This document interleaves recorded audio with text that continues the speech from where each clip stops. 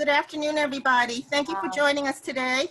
My name is Margaret Ling. I'm the Development Director for the Asian American Bar Association of New York. I'm also the co-chair of the Real Estate Committee with my other co-chairs, Amal Pashnanda and Wendy Yu, who I thank them for all of their planning for today's event. We are so excited to have this panel with us today. And I just wanted to thank the Asian American Bar Association of New York, Francis Chin, who's our Director of Technology, who's on the call with us to help us with our Zoom. And just quickly encourage all of you to join. I know some of us, you've seen my events before. I have about 20 events a year, which now have become virtual webinar, but have CLA credits or not, if not credits, great information to carry us through the day. And I say that really politely, but we've been through a lot, unprecedented activity last 3 months, and this is, I always promise to give everybody very informative and relative information. Some of the things that the Real Estate Committee is doing is this event today, and tomorrow we have a good event on the Climate Mobilization Act with Terry Gamoa and Amal Pashnanda. Many of you may not even know what Local Law 97 is. If you're a real estate attorney, you need to know it. That will be one CLA credit. And I could promise this to be a very interesting presentation. I've sat through it before.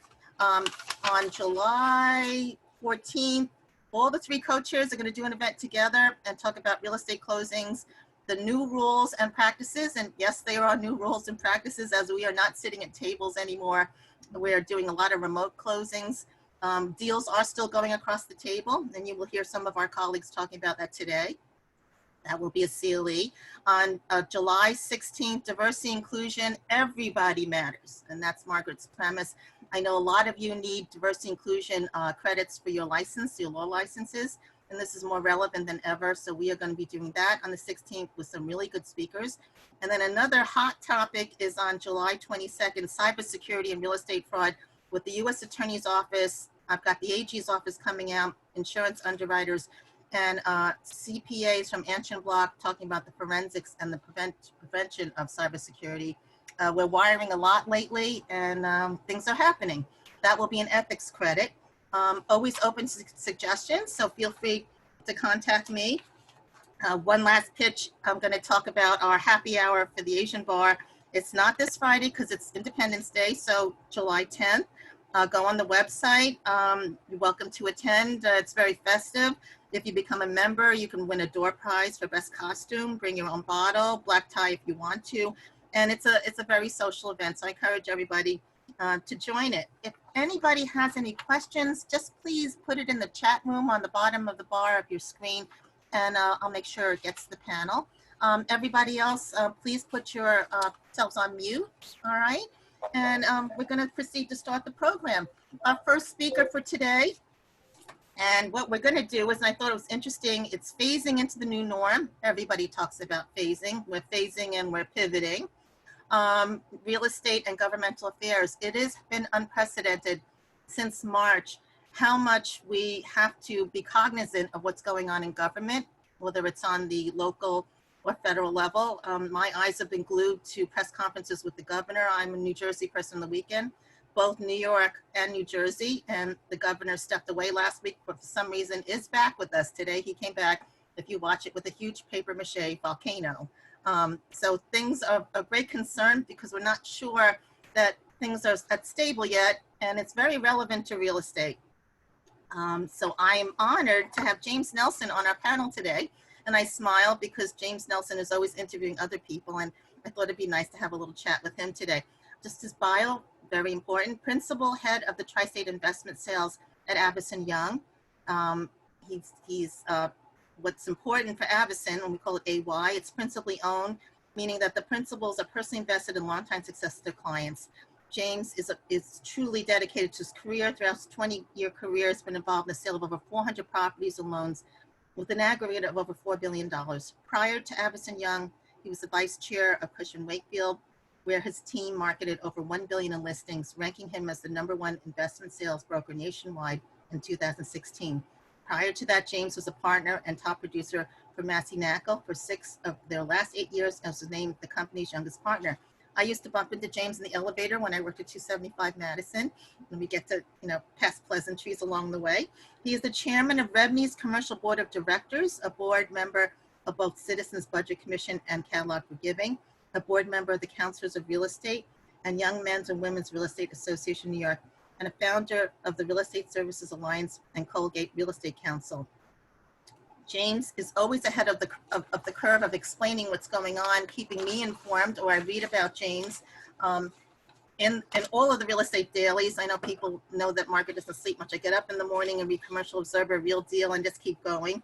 And that was my idea for today. So welcome, James. I'm happy to have you today. Great to see you, Margaret. Thank you so much for having me, and thanks for all the great work. You keep us all motivated for the real estate community. Yes. So I'm just going to ask you, I know you are very busy, so why don't you tell us what you were doing before COVID hit us, and how have you sustained it along the way and kept things going? And we're all interested to hear about that. Great. So yeah, it's been about 2.5 years at Avis & Young. We've been building out the investment sales team, and we're off to a great start. We've just finished closing our 50th transaction, and we're coming up on $1 billion of sales. So we were really cranking before this all hit. You know, not to say there hasn't been challenges in New York, certainly in the multifamily space with rent regulation and the new rent reform. You know, retail was having issues even before COVID. But look, there was still plenty of money out there. The good news is there's still plenty of money out there. But yeah, when COVID hit, the world turned upside down, and I'm sure, like a lot of you, the first couple of weeks was just trying to put out fires and trying to understand, where everything, stood. I think now, 3+ months later, happy to report that we have been able to salvage the transactions that we had in hard contract before COVID. And we've even managed to close a couple deals post-COVID. But it is a difficult environment. And I think this is going to feel a little bit like 2009 for all of you who were out there back then. That was, as a sales broker, I watched the sales volume drop in 07 to 09 by 90%, 90, as did my brokerage income. So that wasn't a lot of fun. But, we kept showing up, keep doing, what we were doing. And 2010 came roaring back, and those first couple of years of recovery, it was a lot of the loan sale work, a lot of the distress work. And I think we're going to start seeing some of that later this year, early next year when things start to open up. But, this is exactly what we should be doing right now, staying out there, staying connected. We're not going to be in this place forever. I was really happy to hear that phase 2 opened up. Avis & Young is working to open up our offices right after 4th of July. And so I'm going to look forward to going back to the office. And, this is a people business, and, we've got to be safe in how we go about things. And we've spent, and thank you for mentioning that, my involvement in the real estate board in New York. We've been spending a lot of time on thinking about protocol and how do we safely do this? How do we return to the office? And I think we've made some great strides there, but once again, am very much looking forward to getting back, into the office and really getting things moving. So I know I'd asked you, because we're kind of like talking about government affairs. Do you see, because we've been under a lot of restrictions, and they had to do it because I'm a lawyer, it's for the best benefit of public welfare. Do you see, is that a concern for us in the future to conducting real estate if things get more stringent, or? Well, I mean, we made it, I know the calls I got on the government's executive order, a lot of the new construction, a lot of the builders are calling me. So we were trying to find ways, some of them we did, we found retail to get them out of, to get them into the priority category as essential so they could proceed. So yeah, how do you see it? I mean, these are complex issues, and everyone's trying to figure out safe protocol and how to do this. But, along with them comes a lot of questions. I mean, as far as if you're going to let someone into the office, and, do you give them a temperature test before? And, what happens if there's an issue, and who's liable? And there's so many questions that come up. But, I got to really take my hat off to, Rebney and the industry for really trying to figure out, how do we safely go back? And that was a huge step to get construction moving again. We need to continue to build. We've got a lot of, companies who want to be here. They want to work in the office. They don't want to do it remotely. I mean, I think of, Facebook and, rumors again are now that they're expanding and maybe they'll even take that Hudson Yards Yes. space that used to be, the Neiman Marcus.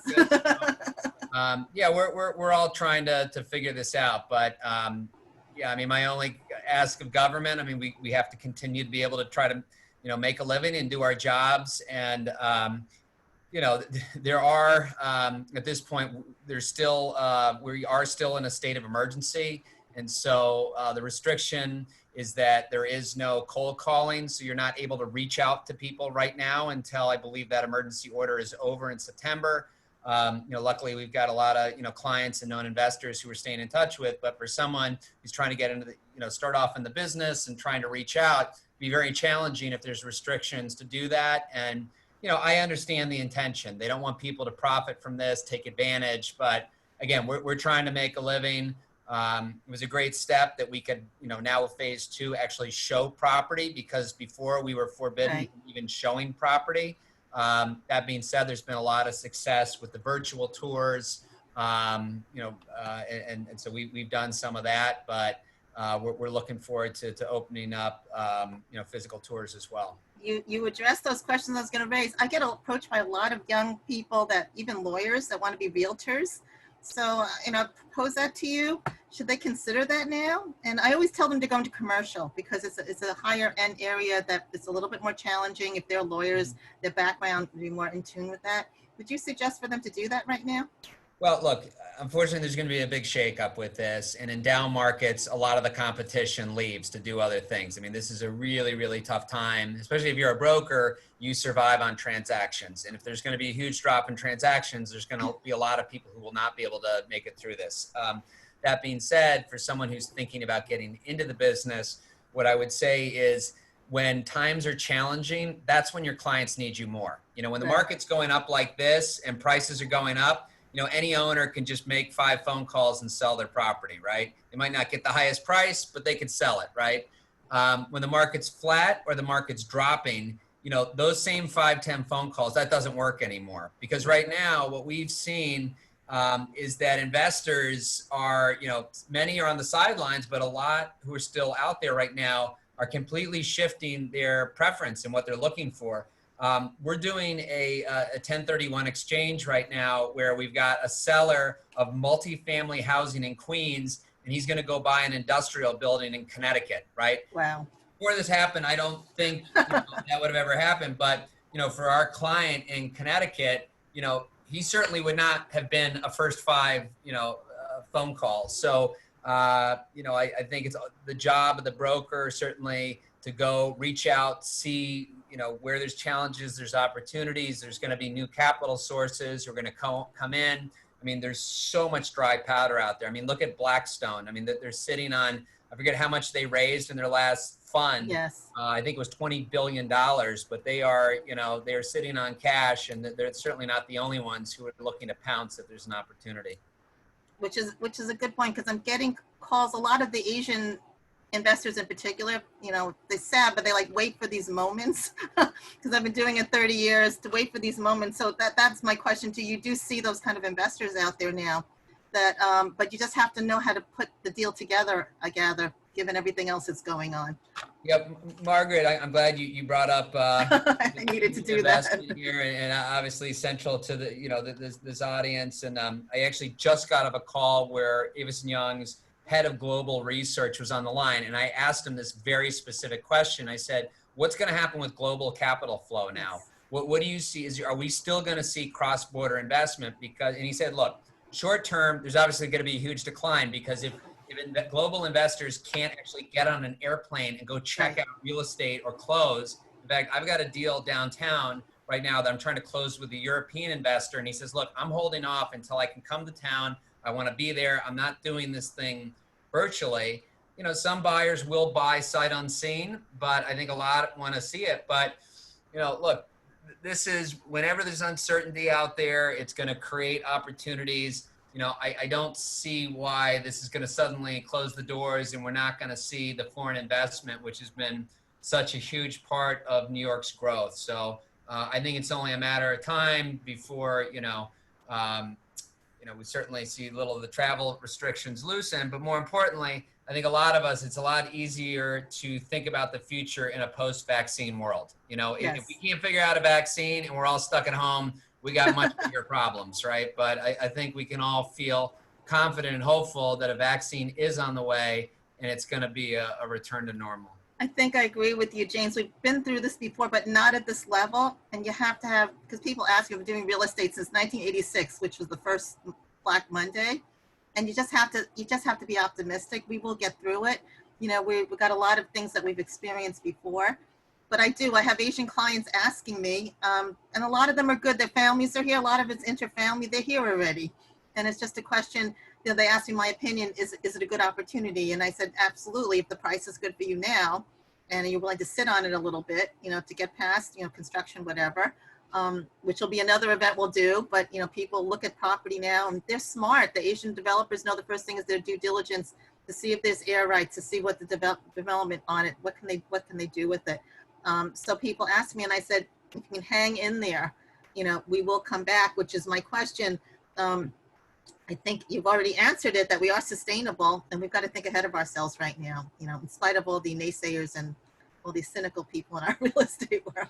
Yeah, no, I'm glad you brought up the timing, and it's funny, for my radio show that I do, I interviewed Don Peebles earlier Yes. today, and he talked about all of his best investments were at like the bottom of the market, where everything was, you know, looked like it was on fire and it wasn't coming back, you know, and that is kind of the Warren Buffett strategy of investing as well. Although interestingly, he's saying he's on the sidelines right now, so maybe not.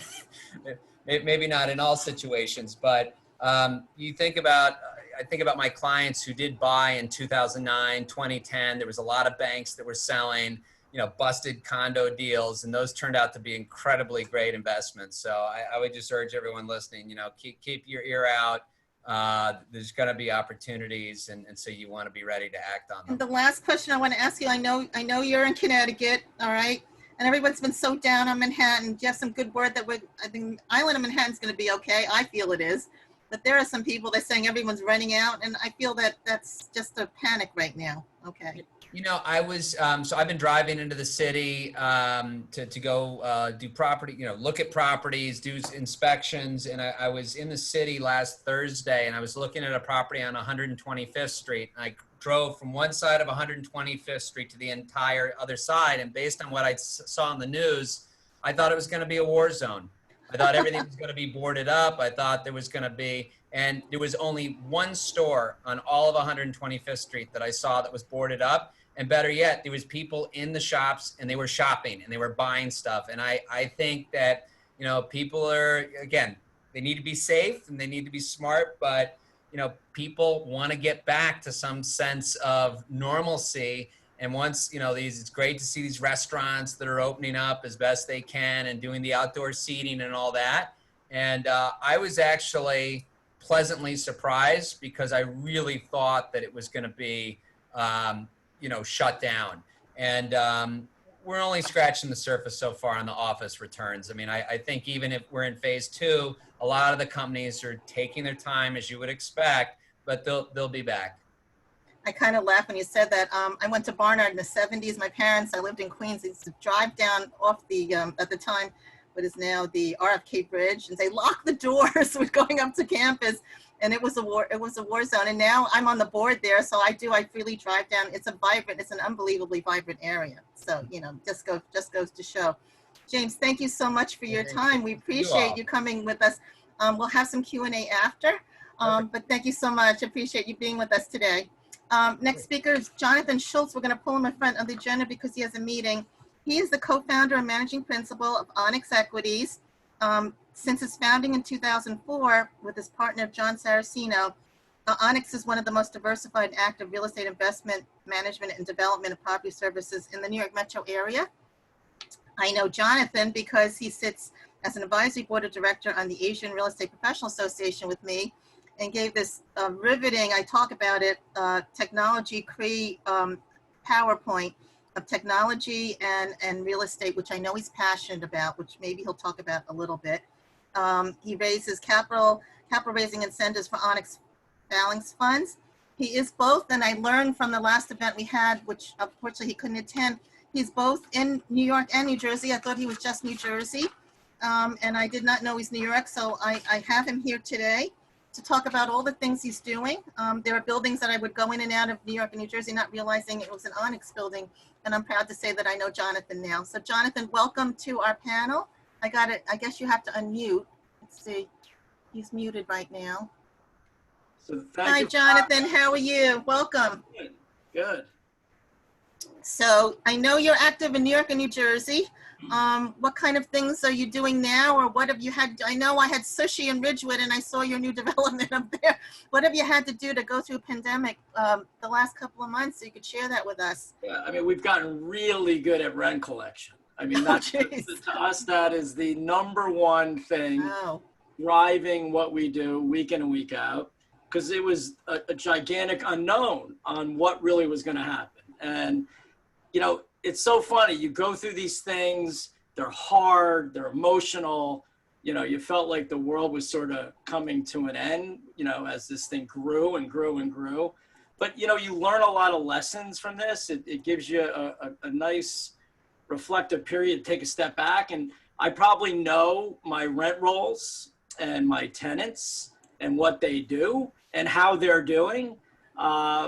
But more than I have over the last 5-6 years. And, you know, we've seen office, industrial fare well. Most of our properties are Class A locations. So we have larger tenants all the way down the line to small tenants, you know, medium-sized tenants. And, you know, we're faring well. We're in the high 90s across the board.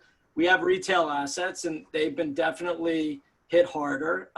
You know, day one, their revenue stopped and there was no way to make revenue, where the office and industrial users also were hit, but they had a way to actually make some money during this. However they could, they at least had a chance. So we'll see what happens. I think it's still early for all of it. You know, we're 4 months in. Who knows how people have really been affected by, you know, transactions have slowed, you know, from law firms to brokerage firms. You know, they had residual coming, and then what happens with that residual? Does it stop? Does it start? So, we're, you know, 2020 to me is just, you know, learning how to have the most patience possible while having an optimistic, hopeful, futuristic view. And that's not easy. We're used in this world, you know, everything happens in a second now. We can get our information in a second. We can order things and click a button in a second. And I think we're going to have to learn a real lesson that, you know, the long game, like what is the long game for you and your company? And what do you have to change in order to actually be in the long game? And we've seen some things that we're going to change. We also seen some things that we did really well. So, you know, you can leverage that, and you could, you know, hopefully make some adjustments. And because nobody actually did this to anybody, there was no scandal in how Wall Street and Main Street and just, you know, like the 2008 crisis that we all went through. I'm finding people working together in a much more symbiotic way. You know, I know we've been trying to be as helpful as we can. The more you let us know about how your business is doing, the more we want to be able to help you so we understand, right? There's no calling us and saying, I just can't pay the rent, because that's not fair. Like, I'm not going to call my lender and just say, I just can't pay the mortgage, right? I have to have a reason. So I think, you know, I look at it as like a domino board, right? Like if one falls, it's all falling. But if we all work together or try to the best we can, right? I mean, you can only do what you can do. I think the outcome will be better for all of us. And I'm seeing that. So I'm hopeful. Oh, I appreciate those remarks, because real estate, you know, and James knows this, can be very aggressive sometimes. I was on the webinar that James gave, that all the, you know, the landlord's taxes, you guys are due this week, and that you said it in a nice way. You know, tenants haven't been paying. What's going to happen with the taxes right now? And we'll discuss that later. I've got Mark Weprin on the call too to talk about this too. But I appreciate that you said that, because I've stressed that on so many calls I've been on, that we will get business, we will go forward, but don't forget we're in the middle of all this right now. There's a human aspect that cannot be overlooked. I always speak about, you know, I'm in and out. I was on the phone with McCarter English the other day. You know, we're not doing in-person events, but I always think about how you renovated that entire Gateway Center how have you changed now to get everybody phased back into the building? Have you First of all, made some changes? we cleaned it. We have not renovated it. You're not renovated. Oh, so you cleaned it. Okay. It's So much cleaner than it was when we bought it. yes, I do agree. I do agree. And you know, it's always an adventure going into Newark. The one event I did was bringing New Yorkers into Newark, and they didn't want to, you know, so I totally understand what you're saying. The escalator wasn't working for before we got there. We have that escalator working now, and it works. Okay, that's good. We are in our approval process to get all the permits that we need. We've launched publicly what our plan is, and you know, we're standing by it. We're very excited. We think it's a great asset. You know, a lot of potential for recreation here and creativity, both on the tech side and on the just real estate centric side. You know, obviously they're tall buildings, so you know, where New York has infrastructure issues, public transportation and elevators and just things that are just hard to solve with what's going on today until, like James says, you know, post-vaccine, because I think that, you know, is an important thing for everyone to feel safer. You know, I feel like we're in this gigantic experiment when it comes to, we're calling it remote work, but it's working at home. It's not, I mean, we've been remote working, and I pretty much live my business life remote working. I'm always running around, and all the technology that has enabled that has made, honestly, the way I work more fun. And I think, but working at home is different than remote working. And I don't think you know, move to the city to be in your 600 square foot apartment all day to then go out where you feel a little disconnected. So I think these structural changes will fix themselves over time when we do get a vaccine. But I do also believe it's accelerated things that were happening anyway to a much faster extent.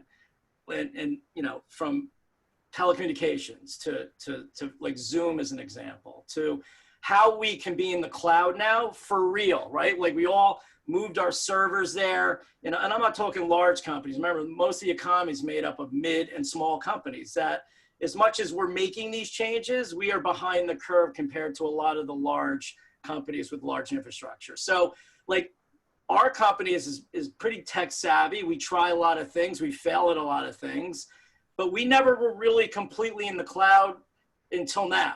Like we really, this forced us to be something differently than we were before. And we're seeing that it is working. That doesn't mean everyone wants to be home accessing the cloud. And I think the jury's out, and it will be out until we get through this year and into next. I think people want to try to go back to work. Nobody knows how to. Like, how do you really do it? Okay, so we have temperature thermometers. So you go up in the elevator with only 2 people. Then what if you have to go out and get lunch? Like, it's so hard to think through all the issues and solve them all. It's almost better to say, you know what, why don't I wait a couple more months, right? Let's kick it down the road. And I think that's what's happening.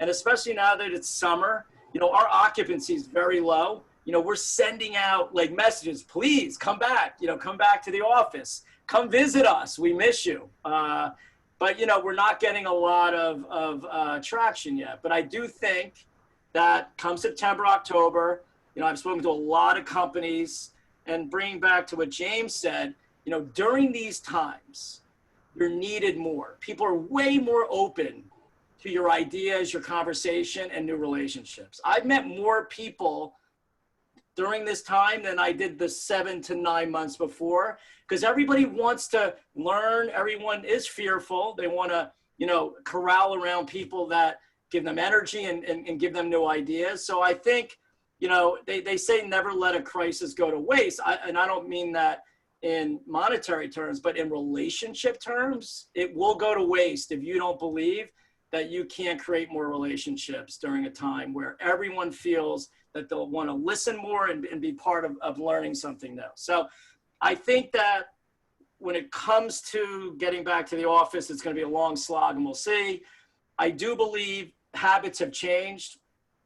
When you now have a freedom that you've never had in your career, which is not having to be up at an exact time, in traffic at an exact time, going to work at an exact time, and you feel what that feels like, that may be something that you don't want to maybe change moving forward. So I think there's a lot of psychological, emotional, and structural things going on that we'll see how they play out.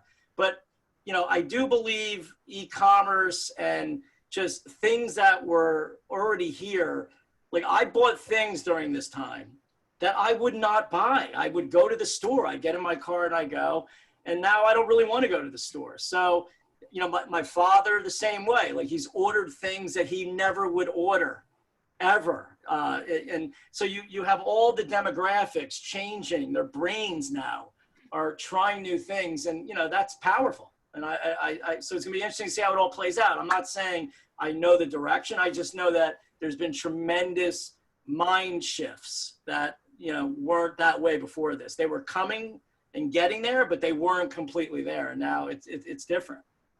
I think I agree with you, Jonathan, because you did that presentation last year. We were like, oh, all these things on technology, real estate. You are so relevant now because that's what we're doing. I'm going to do this thing on how to do real estate closed remote. You knew it was coming. Absolutely. The one last thing is I want you to share with this audience, because we were talking about it, and you had great optimism. The way I asked James, you know, we talk about it, and you voiced it as a panic that everybody left Manhattan. I'm talking to people that still live in Manhattan. There's half their buildings empty. Everybody just emptied out, whether it's a condo or whether the leases have been broken in residential, and they've gravitated. Talk to realtors. They don't go to Westchester. They go to Hudson. They go up to Hudson County, Jersey, far out. Do you think, again, can we salvage Manhattan? I mean, I know last time you said yes, and I want to see if you change your mind in a couple of weeks. If your mindset is 6 months, no. If your mindset is 10 years, yes. I mean, I was just married. I had my 2-year-old daughter and a 2-month-old. 9/11 hit. I was going to be in the city 2-3 more years after that. You know, sort of sucking it up in a 2-bedroom with 2 kids and my wife, because I love the city. And we moved out that week, right? I said I was never coming back, you know, like this, I'm over, I'm done. And I just happened to be at that demographic that was like, I was going anyway, but it accelerated. People said at that time, I'm never going above 10 stories. How could anyone be in a skyscraper? It's like, it's a repeat as far as, again, mindset, and that all changed over a period of time. Will this take 2 years, and will there be some structural issues that remain, just like, you know, turnstiles in buildings because of 9/11, security was beefed up, the airport, you took your shoes off. Are we gonna have structural COVID changes? Will we de-densify? Yes. Will there be other things that I don't completely know yet based on, you know, does a vaccine work? How well does it work? Yes. But I do believe that we're going to be back to more normal than we think 2, 3, 4 years from now than we think, you know, in the next 6 months. And, you know, real estate is a long game. Like any career that you stay in for a very long time, you know, things take time and you can't have a short-term perspective. So I believe that, you know, buildings will be here. They've changed on how we've occupied them, used them many times over. I do feel retail, out of all the asset classes, has the biggest burden to bear. I think the only thing saving retail was the entertainment experiences, the sky zones, the movie theaters, the restaurants. You know, they were taking up these spaces that actually help retail stay more what it is for maybe a longer period of time. So the jury's out there. I mean, I think I always said we were 50% retail, over retailed anyway. So that may happen faster, and we're gonna have to figure out how to repurpose those properties, but we will. You know, a good location eventually becomes a great location that becomes maybe then a good location, but it only goes back to good to great, right? Because I think everyone, we live, we sleep, we vacation, we work, we still use real estate for a mainstay in what we do every day. So I don't think that changes. Well, I appreciate your optimism. I haven't been into Manhattan since March, and I really miss it. I have to admit to that. And all my Broadway shows were canceled, and now today I heard they announced it canceled further, but we should hope that it all comes back. Jonathan, thank you so much for joining us today. I'm going to try to see if I get some of the Q&A before you leave us, but sit tight, okay? Thank you so much. Got it. Our next speaker is Jeffrey Lee, and he is the principal of Capolino and Company. He strategizes and executes multifaceted real estate projects and business expansion plans. He leads economic development and tax incentive practice. He, prior to that, was with the New York City Economic Development Corporation, which is where I met him on email, working on some files. And that's an interesting story. I worked with Jeffrey Lee for 5 years, never got to meet him. And last year I did get to meet him, not understanding the name. And I tell this story all the time. I was late for the luncheon in the Woolworth building to Capolino. I politely called from my car and said, I'm late from Flushing.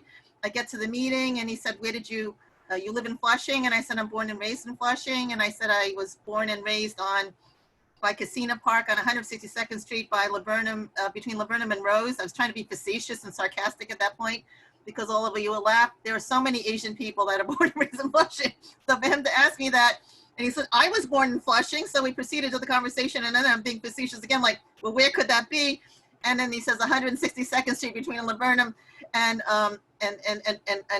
Rose Avenue. And at that point, I exploded at the lunch, like, you're that Jeffrey Lee. So Jeffrey Lee and I are neighbors. And I remember Jeffrey as a younger colleague. I'll say it like I actually babysitted Jeffrey Lee. And I'm so glad that we reunited after all these years. But me to have him as one of my esteemed panelists today. By the way, Flushing produces the best real estate professionals. There you go. He earned his undergrad at SUNY Albany, a Master of Urban Planning from Hunter College, and a JD from Brooklyn Law School, lives in Brooklyn with his partner and his 2 children. And I am happy to have him today. What I wanted to start off, Jeff, welcome. Why don't you explain to us what you do at Capolino, because you were an attorney and now you're something else. And you do, I feel you do so many exciting things for us. So why don't you go I appreciate that. I appreciate that. Thank you for that helpful background. Happy to be here, thrilled to be here. With faces both the new and old. James Nelson, good to see you again. So what I do at Capolino is I work with innovative companies that are looking to build data-informed strategies for success in the urban space. That can be New York, it can be other markets, it could be nationwide. So a lot of what we do is whether you're a new real estate company or whether you're bringing a new product or service, technology, device, et cetera, how do you understand the lay of the land? What's your business model? What are your partners? What's your ground game and what's your competition? And so we've had some really good success in that space. So that's a little bit about what I do. So how has COVID affected your job? That's what we've been talking about. And you're also involved, somewhat connected to the government sector. And the government's been very active since March. So how has that affected you? Yeah. I mean, look, so much to say here, and my esteemed panelists have said a lot of things that I completely agree with. Look, certainly disruption. This is a real estate panel, and there's been so much disruption in that space. There's been so much uncertainty. With the quarantine came shutdowns, right? There also came shutdowns on government process, things like land use process, ULURP, which is the city's land use process, came to a halt. And so that just has been dragging out what was previously a 9 to 12 month process. It's dragged that out to be, who knows how long. It's still a bit of a question mark, but hopefully go back from being a big question mark to 9-ish months again. So, big disruption in that space. And, we have certainly been working with our clients, both real estate and non-real estate clients, to pivot. And, I think there's a couple of phases. I think first there's the shock. If you look at March and maybe a little bit of April of, hey, what's happening here and how do I just survive and make sense of this? And so at that time period, we were helping businesses understand what it means to be an essential business.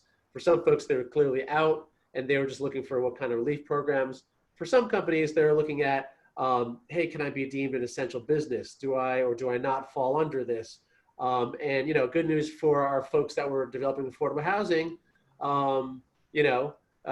they were deemed an essential business. Those projects have continued. Companies in the IT space and the information services to make sure that our technology is able to run, is able to service. Jonathan Schultz just did a great job of talking about how everyone has needed to adapt to technology and move to the cloud. But what happens when that cloud breaks? What happens when your server breaks? What happens when your remote workplace devices break down? You need to have a way to service that. So those kind of companies, we work with them to make sure that they have the guidance to keep on working. Companies like hospitality, which have undergone tremendous disruption. We've done a lot of work with them. And look, it's a very, very challenged sector, but we've been doing a lot of work with them on what are some ways, if I can't rent my rooms to the folks coming in from Ohio to go to Broadway for the week, who can I rent my rooms to? We've been doing a lot of work in that space.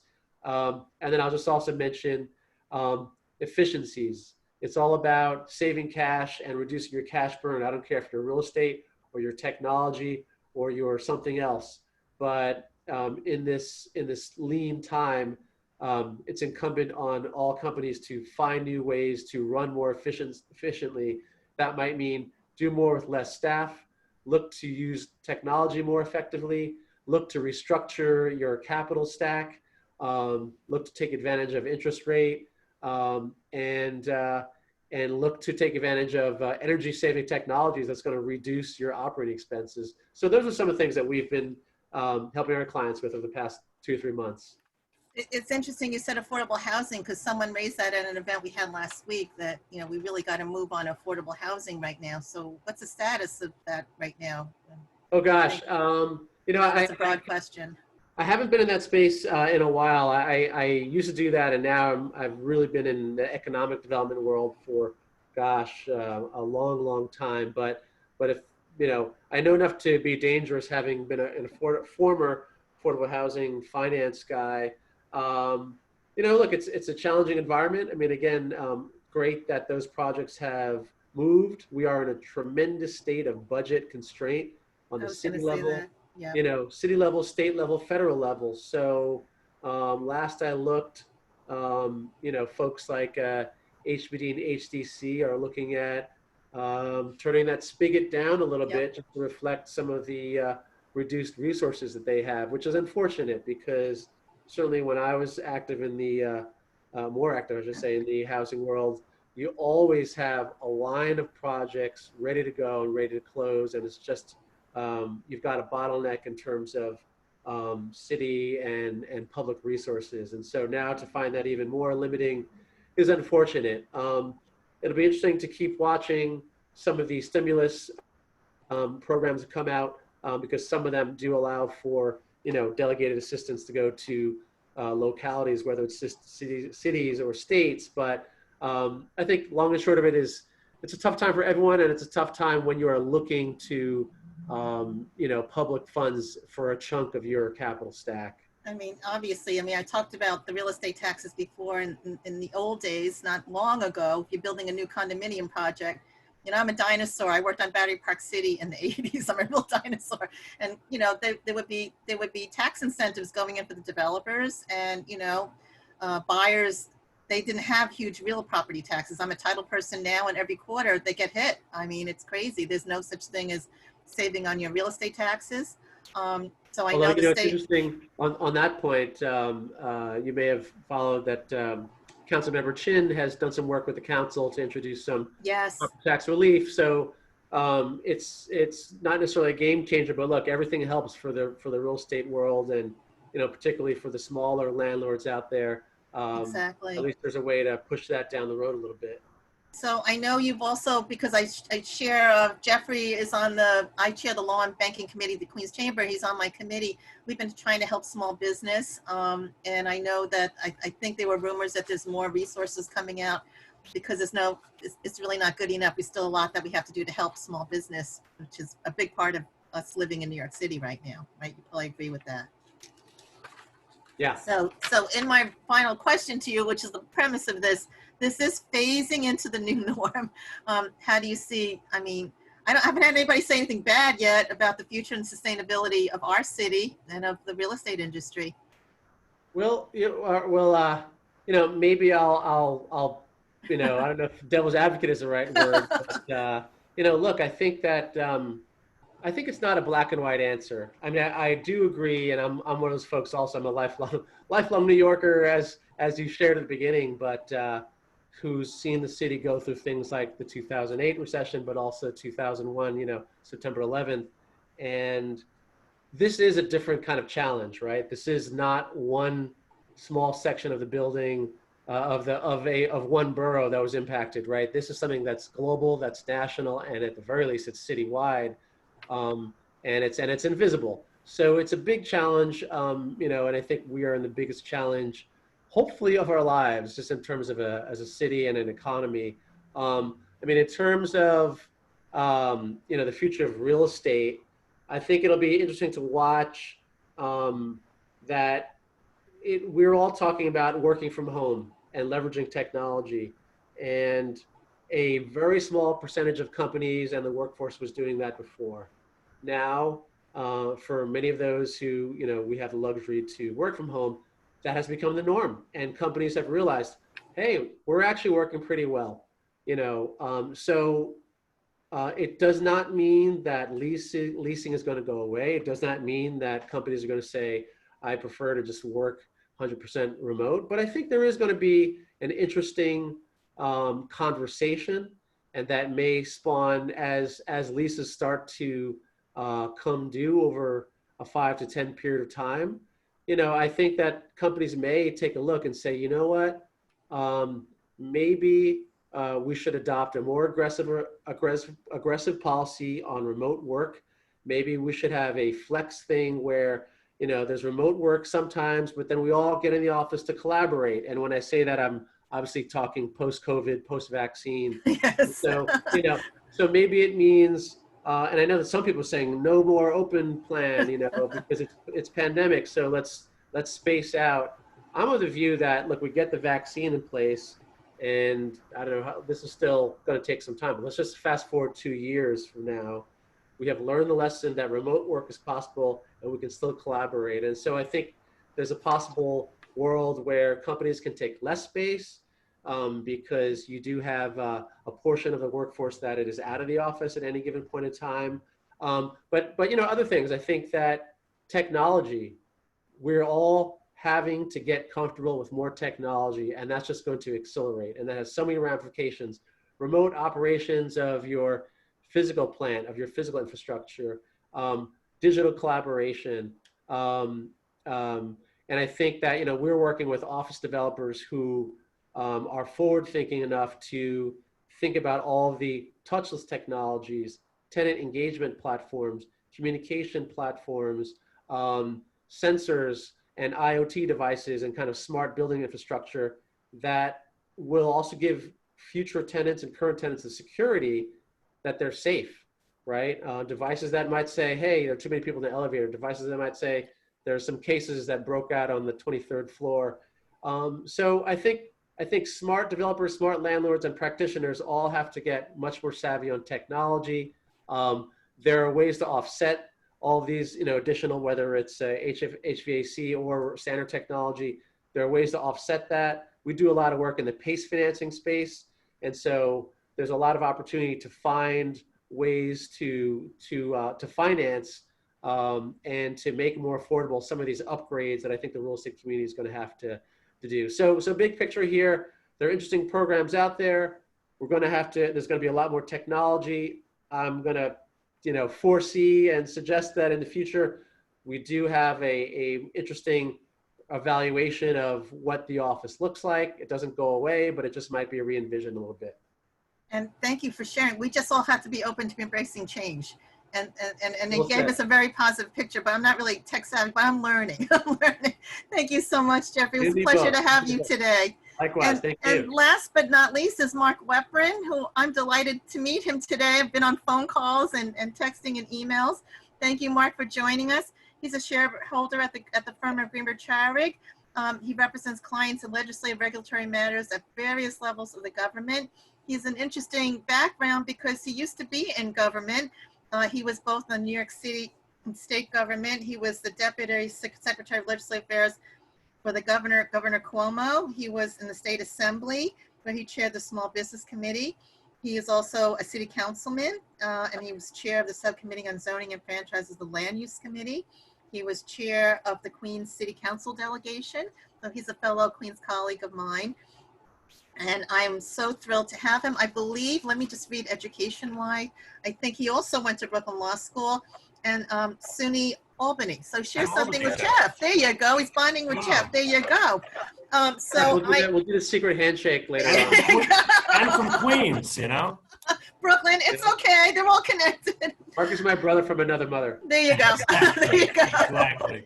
There you go. Margaret, So, thank you. So Mark, I'm delighted, and I know you were on this great webinar the other day. Unfortunately, I had to miss it for a conference call, and I so much wanted to be on it. And I'm so happy that you're on this panel because you give us a very interesting perspective from what you do privately now at Greenberg and what you do your past as a government official. So I'm going to open it up to you. I'm not going to throw questions at you. I think you wanted to share with us some of the updates from the deputy mayor on you said what the agenda is for projects at the end of the de Blasio administration, and we're looking forward to that. Thank you, Margaret. I appreciate you having me here today and to join this distinguished panel. Thank you, everyone, for joining. Margaret, we were talking right before the webinar starts, and she does know a lot of people, I got to say. You know, everyone, it's like 6 degrees of separation of Margaret Ling, I find. And everybody is somehow connected to her. So thank you for having me today. You're welcome. My name is Mark Weprin, as was mentioned, and I did come out of government for about 20 years, over 20 years, and joined Greenberg Traurig a couple of years ago, a very large law firm across the country.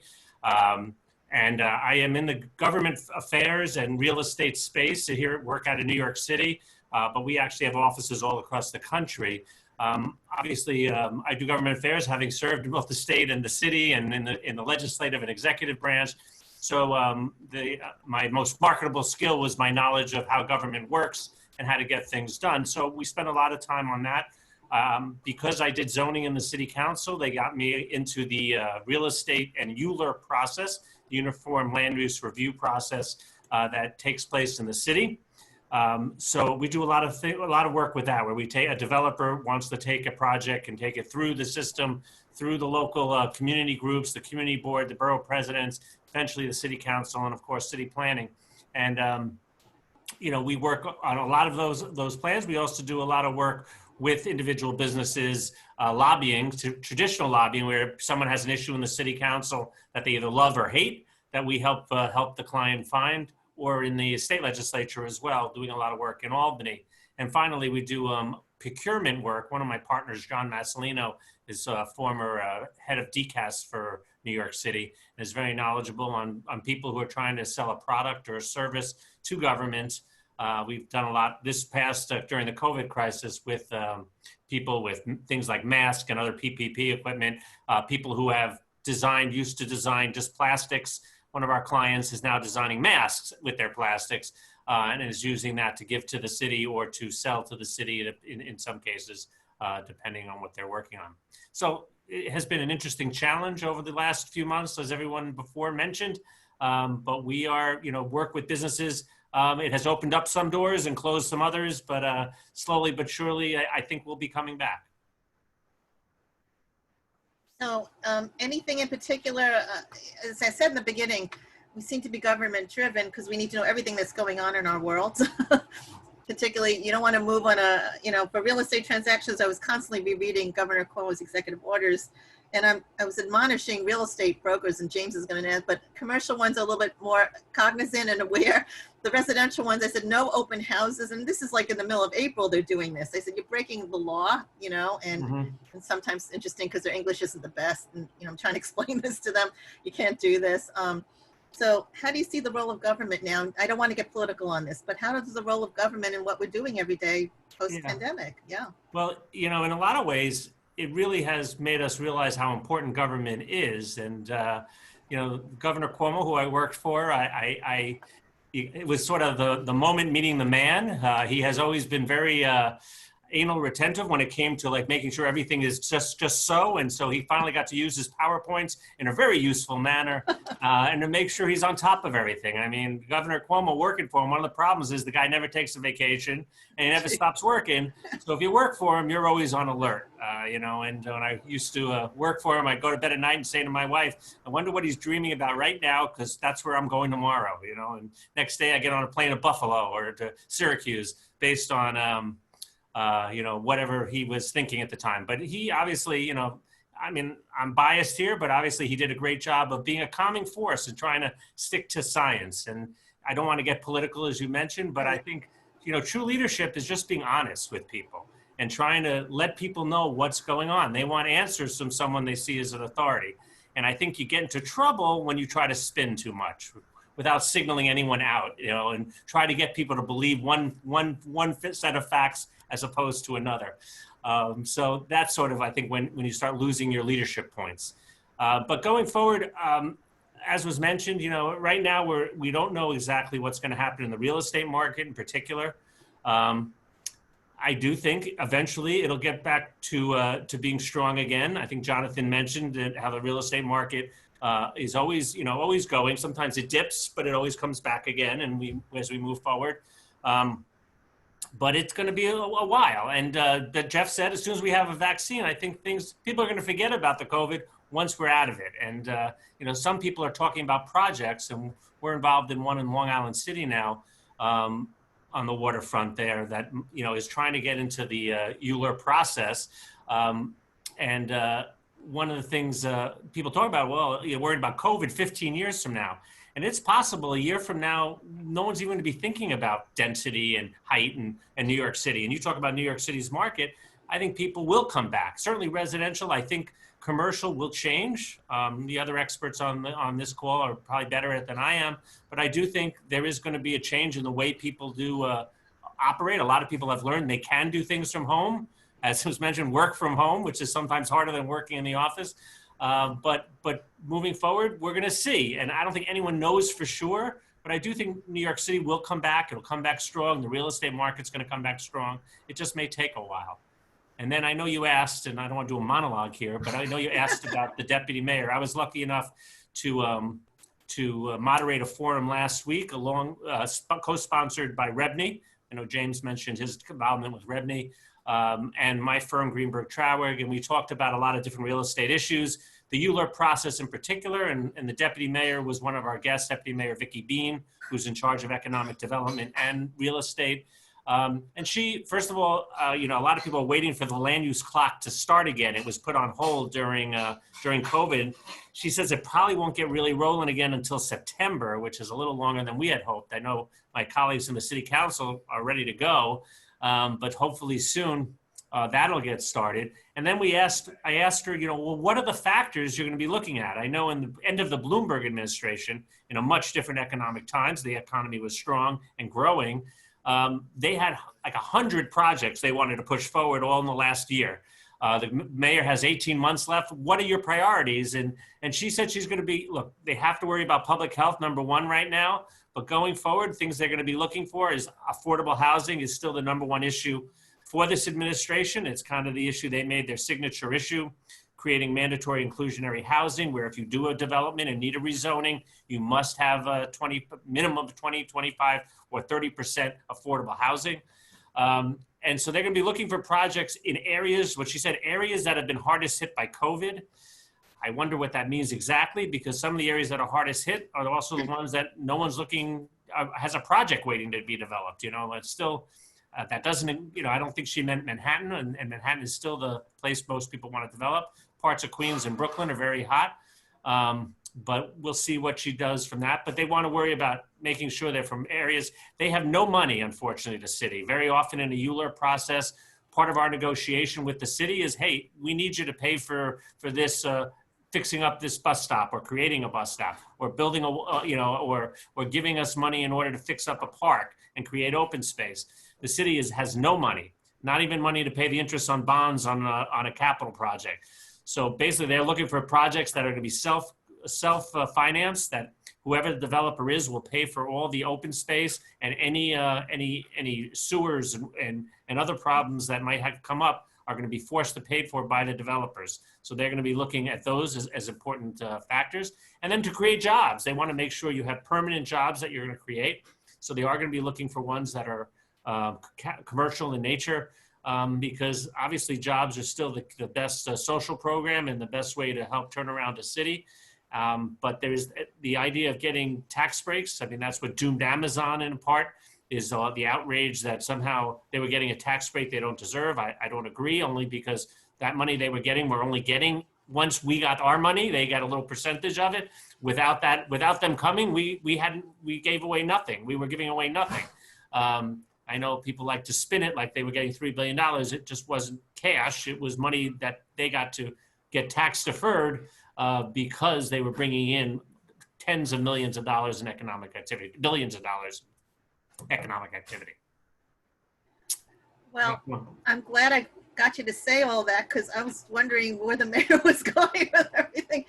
I don't want to keep all of you, because I know we're all going to go on to Zoom conference calls and whatnot, and I appreciate your time. I have no questions from the chat room. We did get a good amount of participants. What I'd like to know is anybody wants to ask one another questions while we have for a couple of minutes. If you want to just unmute yourselves, and if you want anything, let's see. Oh, wait, I have a question. Hold on. The question is, do you all foresee that due to COVID building, all right, let's see what this is. Somebody did pose a question. All right. Do you all foresee that due to COVID, building rules and regulations for construction and renovation will be more stringent? Okay, that's a good question. Anybody have a response to that? Jeff, you.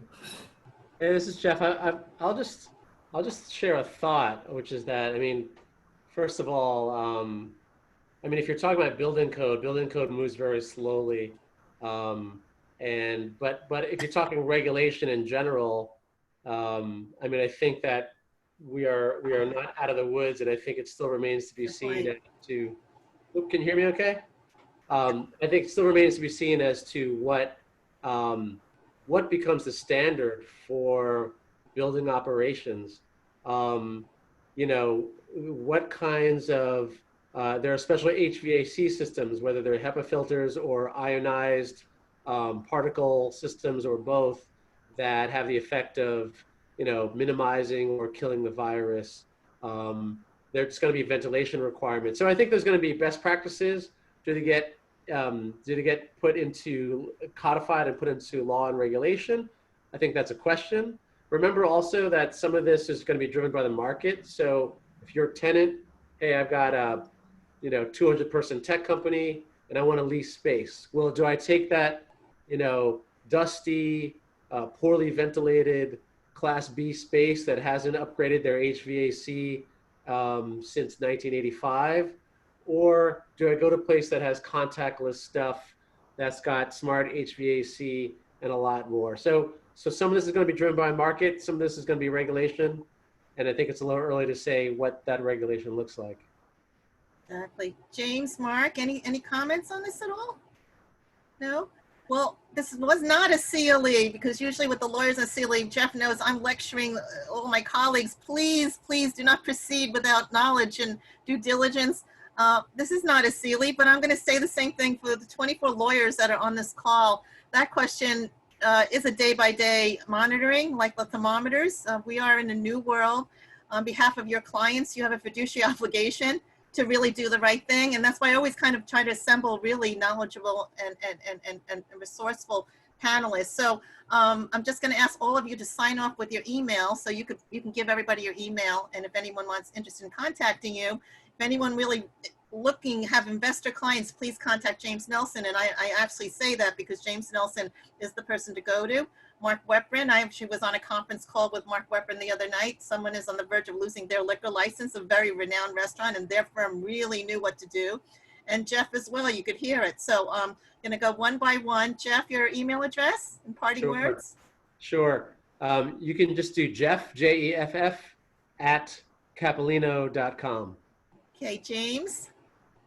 Thank you, Margaret, and thank you everyone for joining. I was actually just putting it in the chat box. There you go. Okay. Nelson at avesandyoung.com. Thank you, James. It was a delight to have you. And last but not least, Mark Weprin. Jonathan left us, but if anyone needs it, just contact me. I'll connect you to Jonathan. Mark? I'm Weprin M at gtlaw.com for Greenberg Traurig. So there you go. GT Law. Thank you.